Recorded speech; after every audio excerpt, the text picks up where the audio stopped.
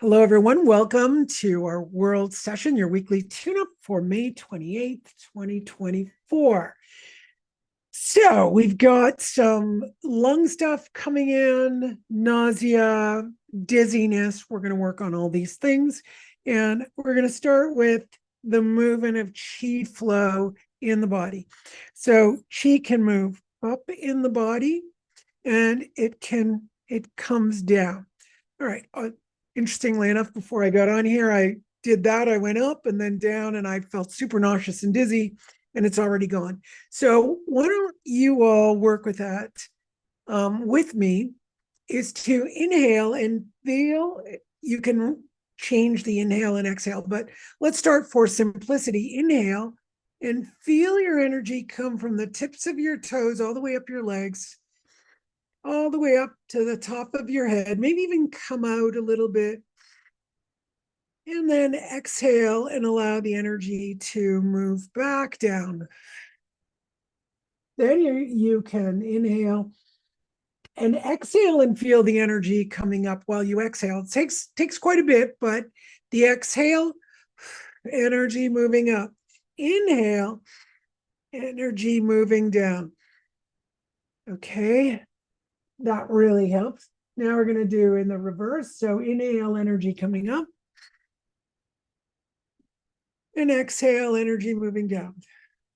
Okay, so we'll just let your brain, you can keep visualizing that if that's making you feel good.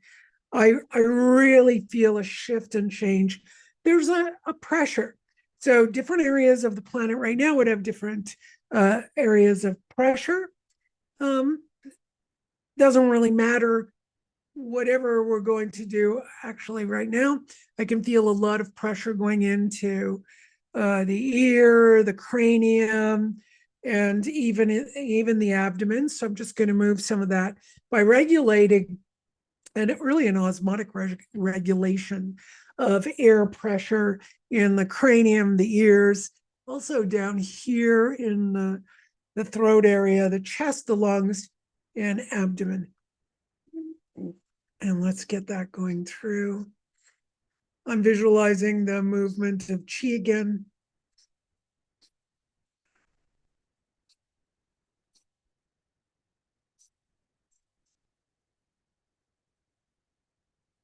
Okay. Now, we've been doing and practicing that breathing that helps for asthma and lung conditions to increase nitric oxide. I often say nitrous oxide by mistake, but it's nitric oxide.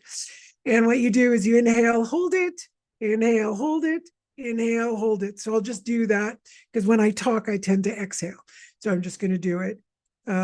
Inhale for a bit and hold for 4 or less, depending on what you could do.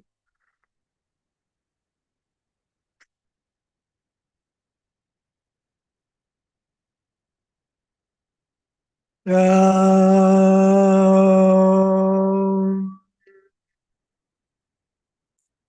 quite surprised at that working so well. For me personally, you can check yourself and see how that's doing. You could do it again.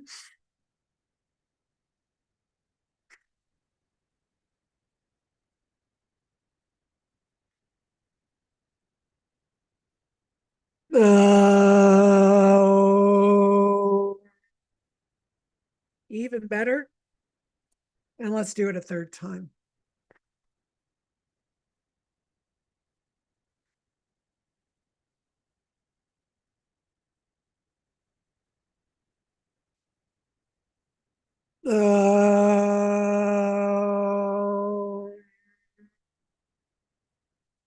You must be quite surprised how loud I can do that. Now remember, I'm an asthmatic.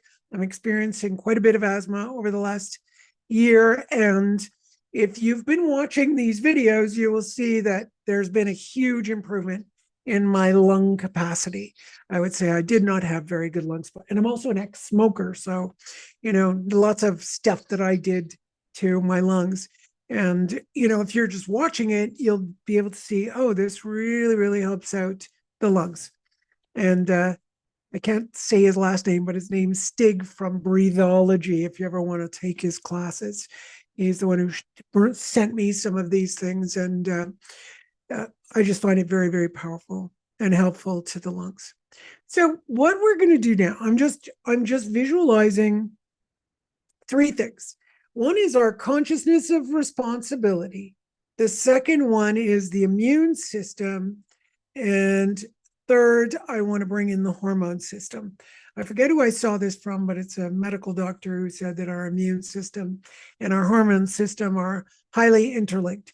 So if we get the regulation of the hormone system via the brain, so we want the brain programs to dictate to the pituitary and then all of our endocrines, as well as a relationship to the hypothalamus. So you don't need to know all the details of what's going on there, but we do get the neurotransmitters, we get our hormones and the endocrines, and the pituitary, who's the orchestrator, along with the brain. They need to link up so they can deal with our hormone system, especially when we're stressed, especially, changes in life, different periods of life where we change. So I'm already feeling, for females, left ovary; for males, I'm feeling into the, what's it called? The prostate. So just breathe, and we're going to draw that energy down again. Just going to draw it down, and then I'm going to draw it up. And there's still some air trying to balance in the cranium, the abdomen, the lungs, and the throat seems to have relaxed, though I do feel I just feel a tenderness here in the, what are the glands. I'm feeling a tenderness there. Now that could be because there's someone on here that is experiencing some difficulty with the virus. So I'm just going to focus in on those glands and do a detox. This is just a basic drainage. And I'm going to start to work with responsibility. So I'm going to go through the energy fields and the shoulders. And we found that in our little group here that the most beautiful thing about responsibility is it means love to us, freedom, strength, courage, and nurturing. And the most beautiful one is empowerment, empowered. So just feel into that. That's what responsibility does. So as soon as you feel that, you might feel, I'm already feeling, as you can see, I'm moving around, the shoulders lifting, right? Responsibility is the ability to respond. That's the definition. But what it does, the minute you tune into responsibility, it's empowerment, nurturing, courage, strength, love, and freedom. Yeah. There's another one too that's really wonderful, is adventure. I didn't think of that earlier. So the moment we have responsibility, we can do all those things. Yeah. When we have it naturally and wonderfully flowing through our body mind. But you know what? We're human beings. Hello, hello. So we tend to put responsibility into the shoulders as a, think of your word. And most often people say burden, stress. It's all my obligations and my duties. Okay, so just feel into it. You can even see my whole posture. I can't even move right now. So I'm just going to look at that and support the fragmentation. And we're going to bring in the natural empowerment of responsibility that comes via, our souls. Soul is in the right atrium of the heart. Right atrium of the heart. You might want to tenderly touch with your fingertips the right atrium of the heart. And you might feel a few tears coming. Those can be tears of joy or a release of some sadness that's there. And then we'll bring it into grief. There's a lot of grieving going on this planet for many, many reasons. As we were talking earlier, we've had from the 50s or post World War II, an amazing period in human history. Amazing.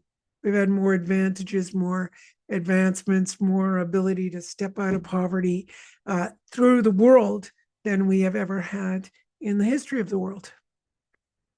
It's really interesting. As I say that, I feel some nausea. So I think there's a lot of collective consciousness going on that is influencing us, and we're forgetting how wonderfully we've had it and we tend to go a little bit overboard in sort of the tragedy of our lives. So my life is such a tragedy.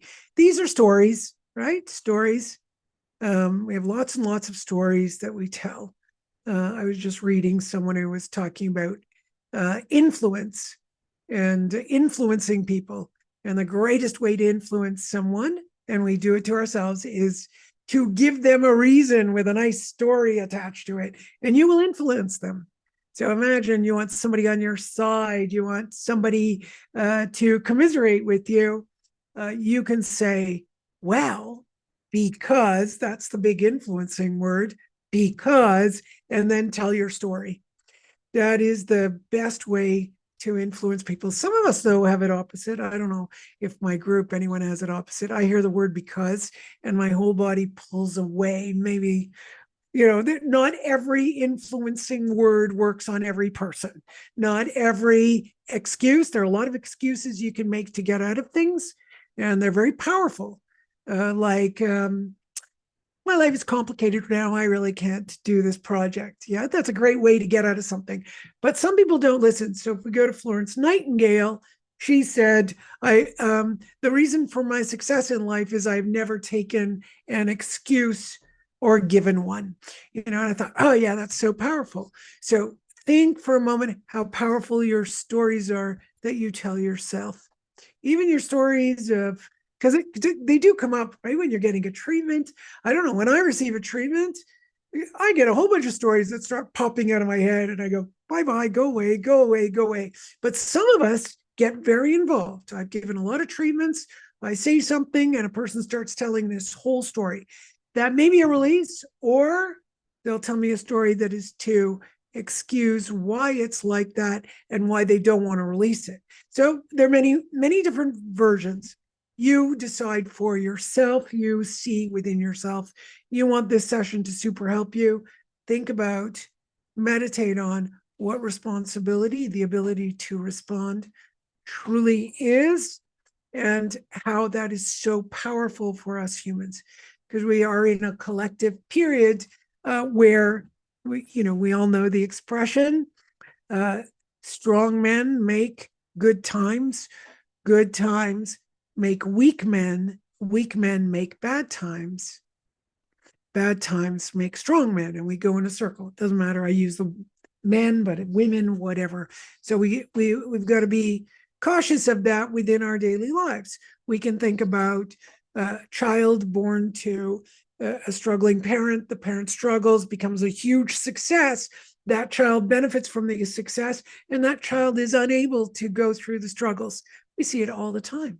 A lot of children can't get through the struggles that the parent passed through. Real difficulties in life, really, where there was no money, there wasn't enough food. Well, at least from my time, my father came from wartime, where they didn't have enough food, where they were so happy to have a fruit tree in their garden because they could have food to eat during the war.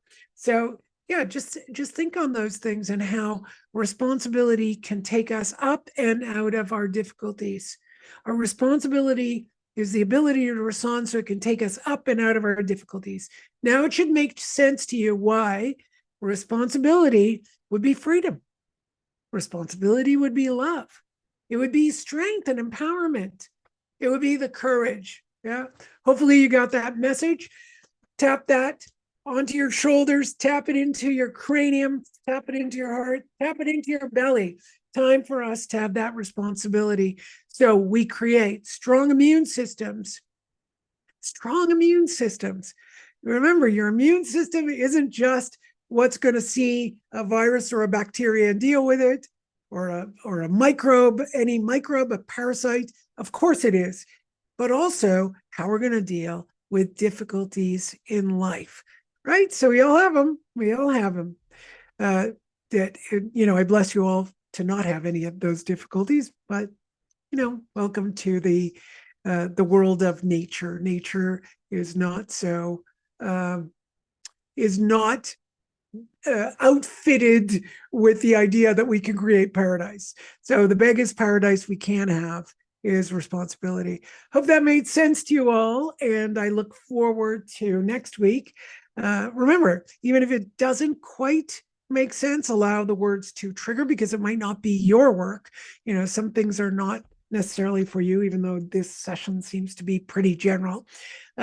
Just enjoy it. Thank you. Have a great week. Bye.